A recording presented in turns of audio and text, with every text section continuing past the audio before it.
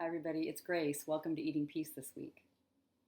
Very interesting kind of condition or pattern that happens when I work with people, and I've felt it myself in the past around any kind of addictive process whatsoever is an urge to find the root cause of the problem.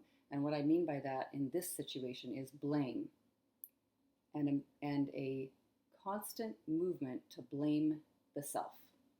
What is wrong with me? Why did I just do that again?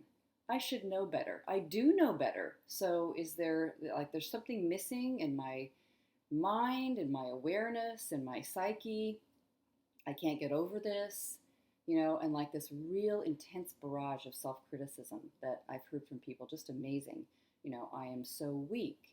I am so lacking in willpower. I am an idiot. I mean, people call themselves names that are so bitter and so full of self-hatred, incredible blame of the self for repeating a pattern or extending a process of addiction.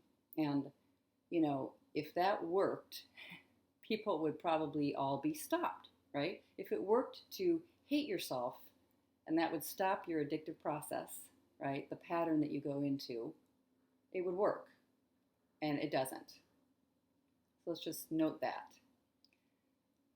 What was really helpful for me, because I tended towards that early on, when I began to, I had the incredible opportunity of being sent to a therapist who believed in group therapy. And I feel like that was this incredibly powerful, helpful, life-changing and transformative experience to be in the presence of other people, and rather than my own little pod, self-contained quiet pod that criticized myself, to be in interaction with other people was really, truly transformative.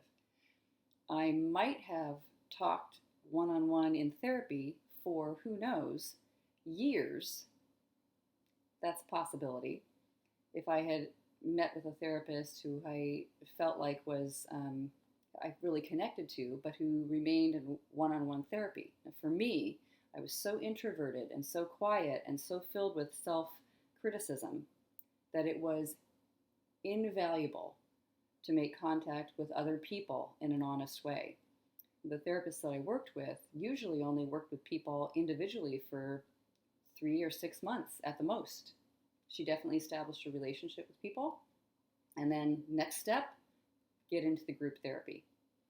I am so lucky that that's the process that I got to encounter when I was really seeking help for my eating disorder, for compulsive behavior, and for such horrible self-criticism. So today I just wanted to speak to watching that sense of attacking oneself for missing something, being wrong, committing a crime, needing to go through the punishment. It's like that. I've heard it spoken of as a sin, guilt, punishment cycle. You stay in that cycle. It becomes so overwhelming that you are a sinner or have committed a crime and that you're guilty, and then you need to pay. So you need to work and do a lot of energy to pay or make up for that thing that you've done.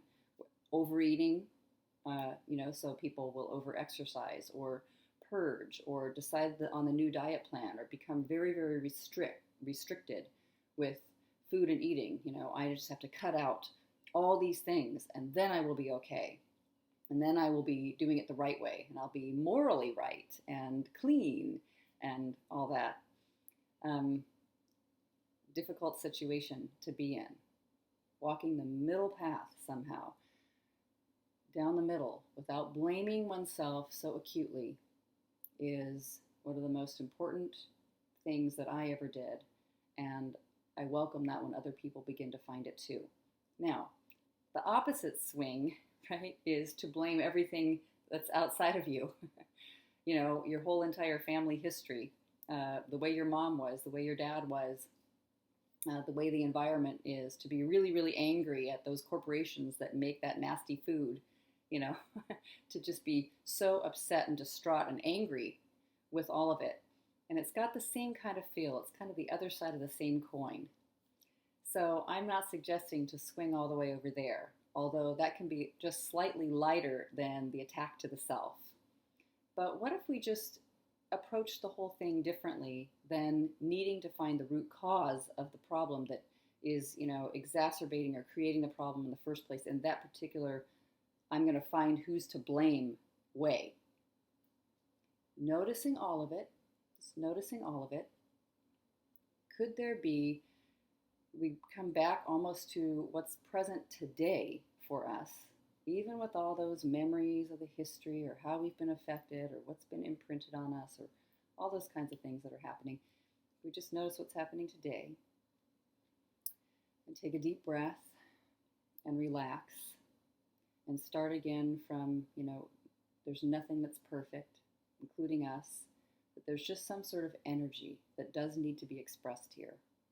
Is it going to help if I express it by shoving food in my face, or spending, or compulsively exercising, or cleaning like crazy, even though the house just got cleaned yesterday, or, interneting, or being sexual, or smoking, whatever. The tons of different compulsive behaviors that we can choose from. Is there some energy that maybe needs to be expressed that can be done in the presence of other people, connected to others, not so solo and alone and feeling, all completely divided from the rest of reality and the rest of the world?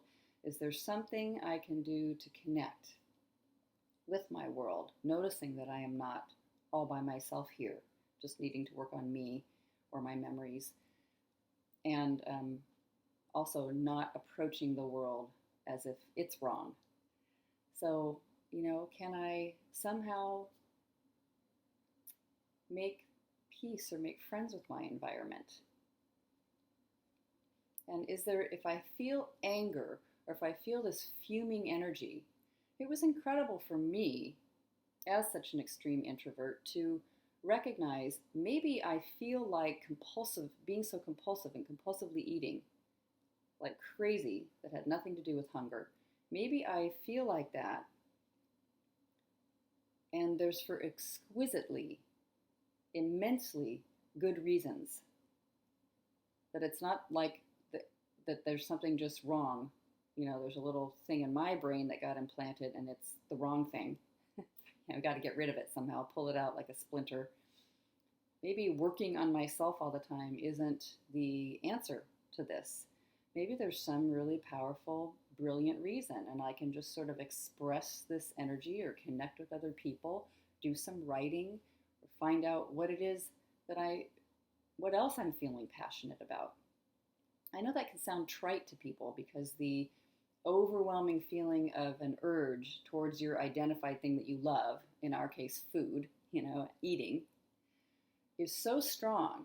It seems like there's nothing that could meet that. There's nothing that's the same kind of satisfying. Doesn't offer. But I found that not to be true.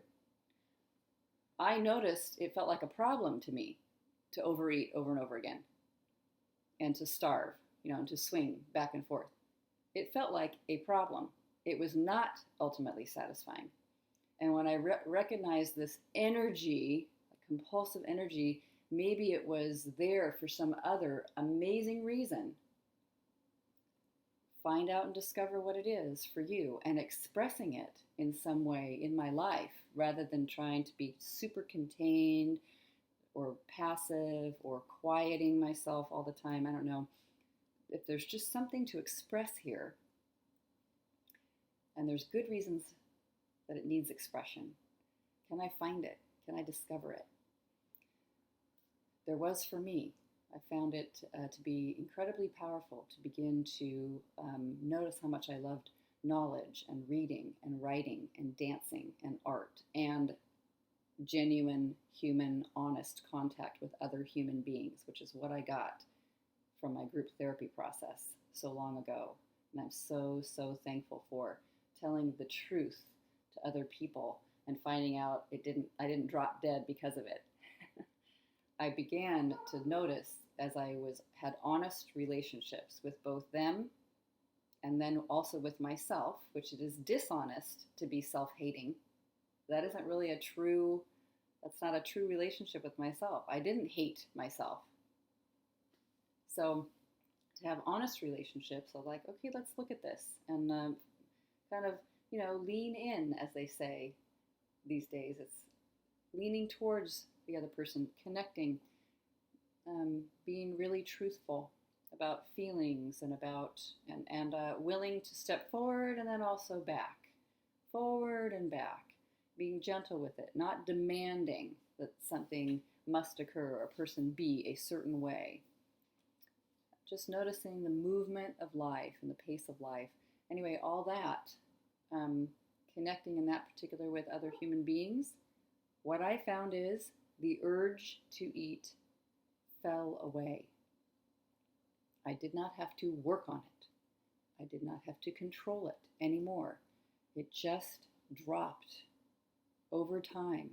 It became unimportant and unnecessary to express this wild and intense and disruptive energy that I had inside called emotion and feeling, anger, powerlessness, boredom, whatever, became unnecessary to express that with food and eating. It just wasn't required anymore. It was getting expressed in other areas, so there was no control or pushing it away. It was just happening in my daily life and relationships with other people.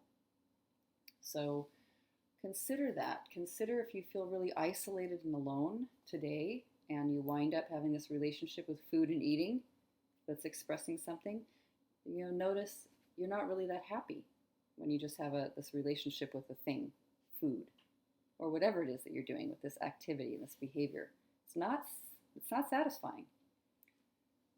Contact with others. Maybe there's a movement or something you really want to participate in, or some way of being in the world that's vital and important to you and very connected and present today.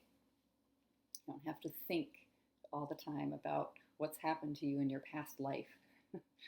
You can just be done with that and notice there's an expression that can happen today and it moves through you, and it's not necessary to abuse yourself and then get into that little cycle.